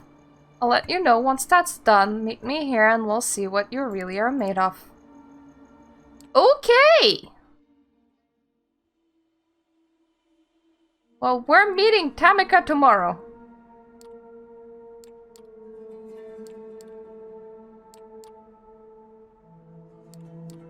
Ah! It's the cathedral rendezvous again, where Benoit really wants to see us. We might choose to see Benoit, but it won't be right now, it will be sometime later. It will be definitely sometime later. If we end up doing Tamika and D'Angelo, we will once again peg Hope along the ride for a little bit. Until we get to a point where her master tries to eat her, and then we're gonna try and see if we can let Hope get eaten, because I want to see what happens. Upon returning to your haven, you find a small scrap of paper lying on your windowsill. Need a favor, if you're still up to it, come meet me in Prospect Ham.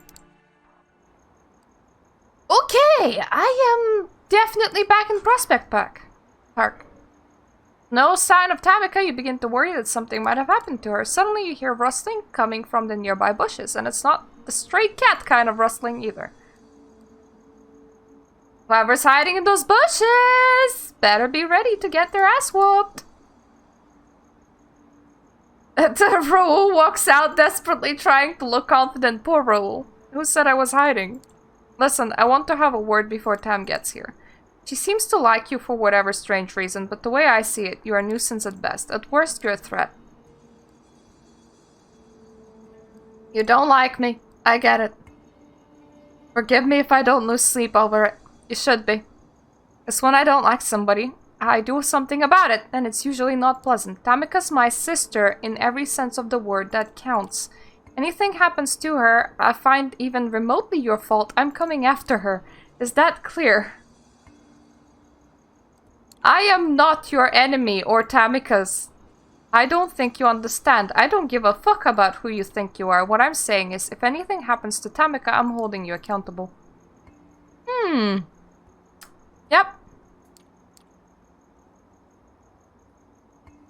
Both you and Raoul turn just in time to see Tamika emerge from behind an old sycamore tree. It's hard to tell just how long she's been listening in on your conversation. In any case, she walks up and speaks, addressing no one in particular.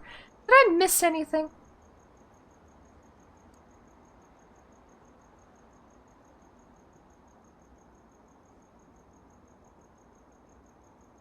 I feel like I should do bro a favor. Okay? I'm not gonna snoop on him. Nothing too important. We're just having a chat. Where are you now?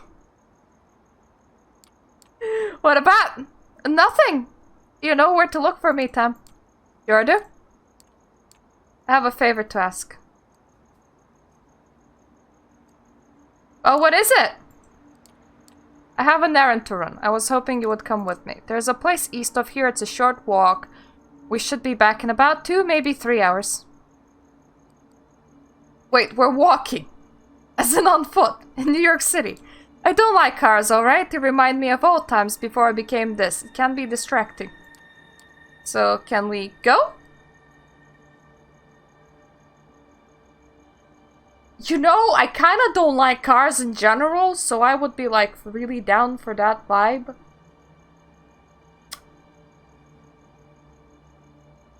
Though,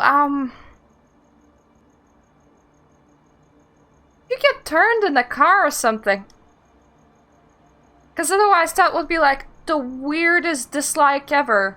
I mean, imagine if I died and then it was like, you know what, I take a car literally everywhere now because I don't really like walking. It just distracts me and reminds me of old times before I became this. But yes, sure, let's go. And so you head toward the parking lot, accompanied by Tamika and a lot of unanswered questions. Well, we had like a hour walk, 2 hour, 3 hour walk maybe, so we had time to speak. Following Tamika's directions, you finally arrive at the Evergreen Cemetery, one of the oldest burying grounds in Brooklyn. You enter through the southwestern gate and follow your companion through to the sea of tombstones. Nice enough place as far as graveyards go, much less homogenized than the usual flat field littered with identical markers. Tamika confidently presses on, swerving and weaving along a pre-programmed path. It's clear that she's been here more than a few times. Finally, she makes a sharp left and takes a few more steps down a gravel walkway, coming to a sudden stop in front of a modest headstone. Inscription reads, Luca Santiago, beloved sister and daughter, born in 1991, taken from us too soon. With her eyes fixed on the graveside, she lets out an absent-minded utterance. Need a moment alone, not too long, 5 minutes at most. You look around in search of a good spot to wait for her and pass the time. At the far end of the nearby lawn, you notice a long bench situated under a weeping willow. Suddenly you hear voices, a distant but slowly approaching. Judging by the tone and timbre, you're guessing it's a couple of teenagers out to get their late-night kicks among the dearly departed. That's weird, teenagers. Might be a good chance to feed, then again you could just pass the time walking around the area. It's actually quite nice and dark and somber sort of way. We're still fine.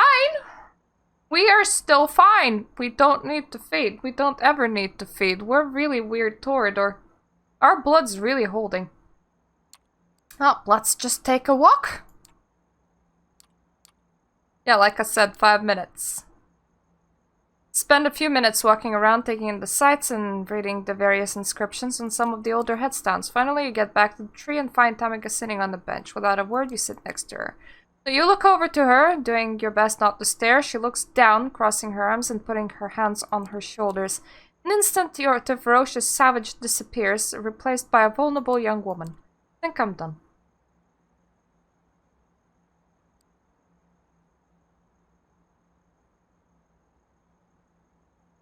Was that your grave?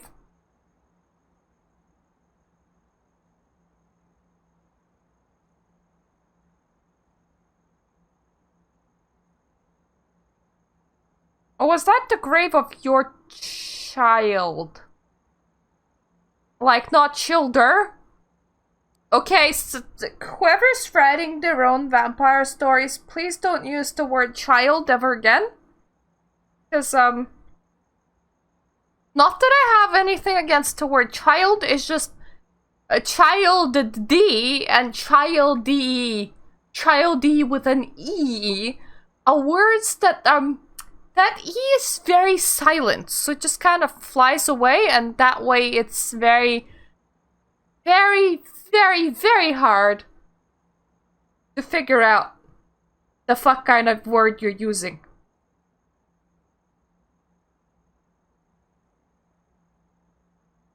It really is. Was that an actual kid of yours? Like the one that you birthed that died? You okay? I'm better now. Sorry, I guess I should tell you what that was about. I was embraced not far from here, in the cemetery, a fitting spot, I suppose. It was close to a decade ago. Okay, decade. That might be her grave. 2019 minus 10. 2009. That would have put her at, like, directly 18, which is yoikes young. How she looks this good is beyond me. So once again, the cult of ageism. For some reason, some people think that 20-year-olds look absolutely amazing. 20-year-old me looked absolutely nothing like amazing.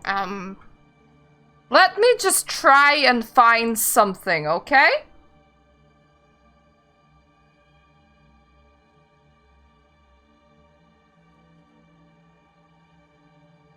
Yeah, actually. Minus 6 years. This would put me at 20. That was me at 20. That was me at 20. I honestly think that I look better now.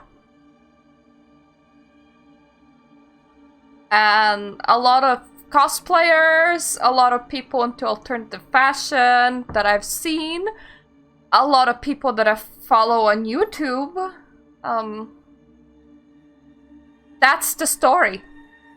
I mean, some of them were even like super drugged up in their early 20s because they were trying to look normal, they were trying to fit in, they were trying to be A-okay members of society, hiding their darkness deep within themselves, not pulling it out for everybody to see, and that really messed them up. So, yeah. Don't. If you're a vampire society, what the heck are you doing with meddling with super young people? The older you get, the better you get. It's like fine wine. It's like fine wine.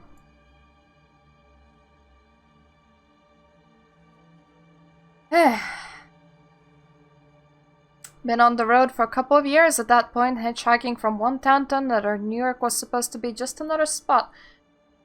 That would have put her at being homeless at like 16 years old, and damn man, that is tough. And then I met Jezebel. She was strong, smart, independent, seemed like someone I could trust, someone I could get close to. She never made me feel inadequate or ashamed. And she could hold her own in a fist fight too. Funny thing though, she only wanted to meet during nighttime. Didn't think much of it, and came up with excuses for her. Busy, eccentric, whatever worked. Until one night, she sank her teeth into my neck.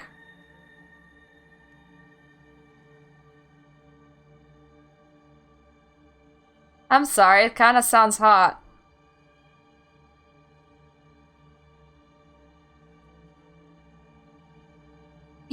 know, vampires were trending on Twitter today, and god damn it, I went full on twending.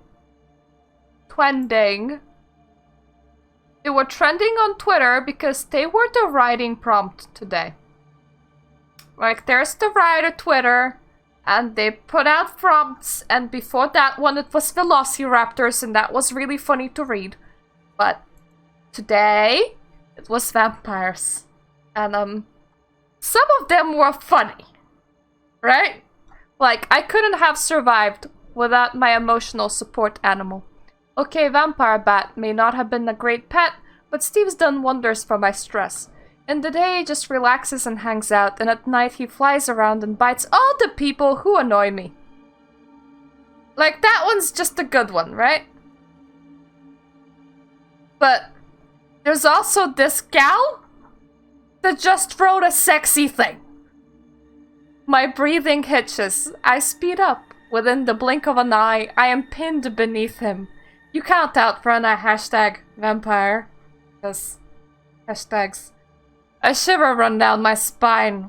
Will you make me like you? That is not a thing you ask of a stranger, gal. His onyx eyes twinkle in the moonlight as his cool lips touch my throat. No! And that kind of aggression just... It just does things, okay? Just does things. So whenever these people go, you know, oh, they killed me, I'm like, sexy. Well, at least you knew your sire. Can't say the same for myself. I'm sorry. She then looks away as if slightly embarrassed by her own reaction. Anyway, she left soon after turning me. I think the conclave of Prague really shook her up. She left you alone. Not exactly. There was Raoul and Luca, but we were all just pups. Sure, we were together, but still hopelessly lost. Not gonna lie, I felt betrayed, furious, and terrified. Oh, no. They lost one. That's just sad. Yeah, I can see how that would do things to them. Luca died a few years later. Operation Lights Out, they called it. It was a coordinated assault by Second Inquisition, a genocide by any other name. Her family got together, bought up a plot, and buried an empty casket. I guess they wanted some closure. Can't fault them for that. Even though she's not really here, I like to come and visit from time to time. It reminds me of who I am. Keeps me in check. Keeps the beast at bay. Also, this being the place of my embrace, you have to appreciate the level of irony. Sorry, I didn't know what came over me. One minute I'm all grunts and stares, and next I'm giving you my biography. Guess I'm just tired of being scared alone.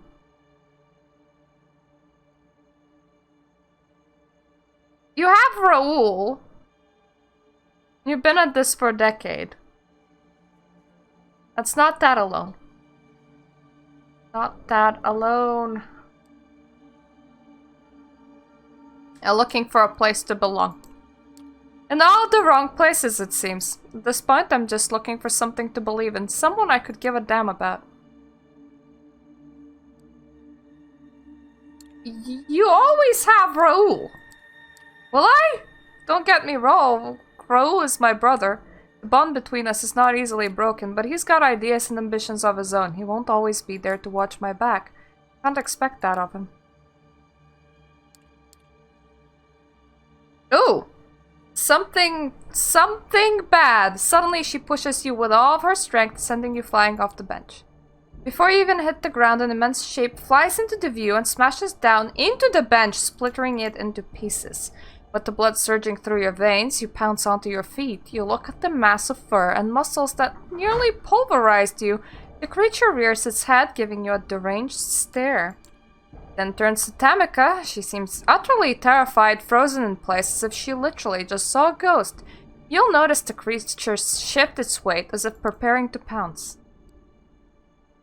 Yeah, let me just celerity that shit up. I've been celeritying that shit up the whole day today.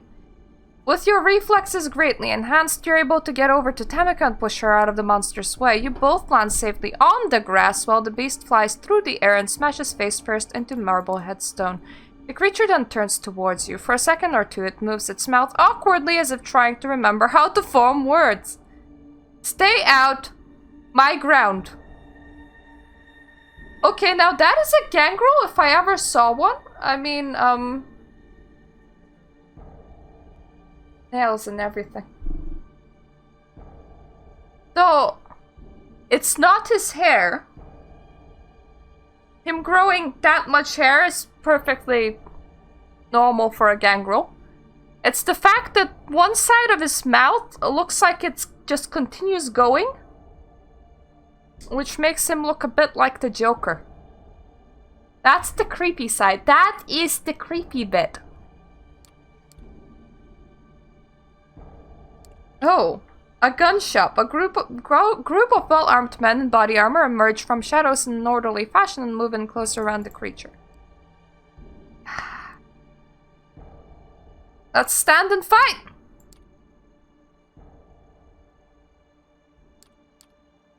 Still, whoever they are, they seem to know what they're doing. You wipe blood off your nose and steel yourself for what's to come. All of a sudden, Tamika grabs you by the arm. No, there are too many of them, come on. Deferring to her judgment, you promptly follow her behind a nearby bush. Luckily, the men don't appear to have spotted you. From the relative safety of the thick foliage, you watch in silence as the group of armed men subdue the creature using steel nets and cattle prods. Jesus! In the corner of your eye, you catch Tamika looking away as if she finds the whole spectacle somehow distasteful. Yeah, no shit. She speaks under her breath, her voice shaking. When we get out of here, you see no reason to object. The walk back turns out to a quiet and somber experience. You both walk in silence, the city a blur of lights and cars careening by. You look over to Tamika, she seems lost in her thoughts. Finally, you decide to break the silence. Are you gonna be okay? That thing back there really spooked you. I don't know. Yeah, I think so. It's just that I always heard stories about the scarred one. I never thought I would actually run into him. The scarred one. That's the only name he's known by. He's a cautionary tale for young gangrel. He's what happens when you let the beast take over. Oof. He's not a wraith, is he? I mean, I know that wraith is like a term to indicate a ghost. Okay, in this world, right?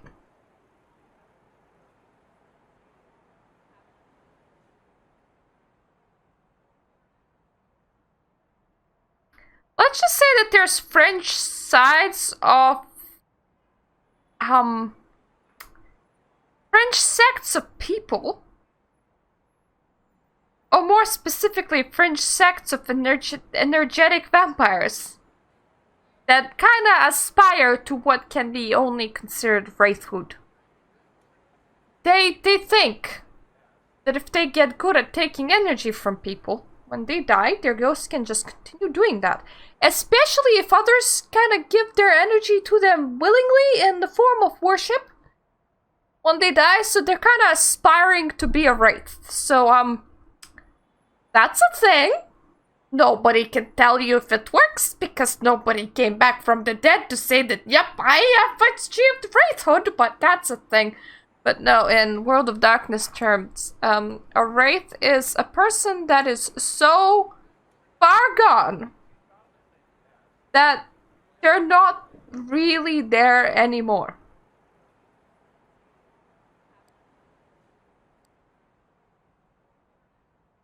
Like, it's if you completely lose your humanity, right, by the terms, but I would just like to describe it as your mental state went to a point where you have committed suicide without actually committing suicide, so your spirit just kind of noped out of there. Which, once again, is kind of a thing that you can do, considering that some people just kind of fall dead without even having a heart attack or anything. You can willingly nope out of here. You can nope. You can nope out of life.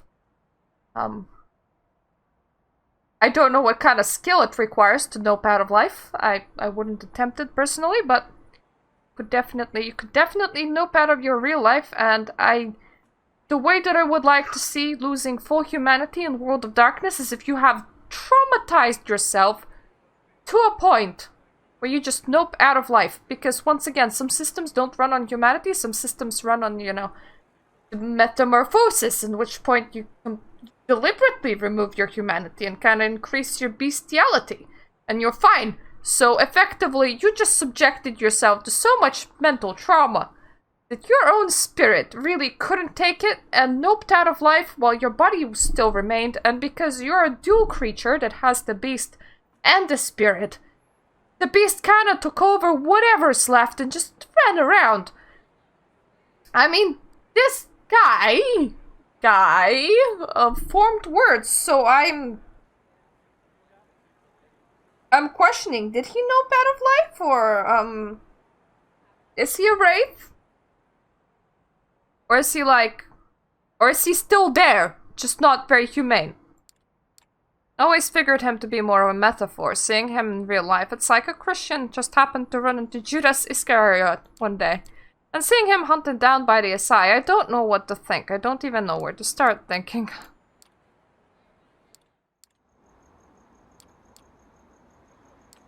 I'm sorry. Thank you for coming with me, but now I have a lot of shit to figure out. Once I do, I'll let you know. Oh. So it's gonna be a demotional journey with Tamika, I see. I did not expect that. I don't hate it. I really did not expect that. But that is where I'm gonna end it for tonight, folks. So when we come back, we're gonna continue our second reading. We still have half a night, so we're probably gonna hit up D'Angelo, because that is my second target with my second reading. And then when we exhaust that, we never finished Benoit's storyline. And I kind of want to see what happens if you go for the other option with Hope. That is kind of what I want to get out of this second reading. So I hope that this has been pleasant for you folks. I'll come back when I'll come back, and we're gonna take it at the pace that we want to take it. And once we're done with this, we are moving on with the Vampire the Masquerade, Shadows of New York. And then probably Heart of the Forest. But hey, I'm okay with lingering on these games. I'm okay with taking it slow, hence why I am doing a second reading to begin with. Thank you for watching, and see you the next time.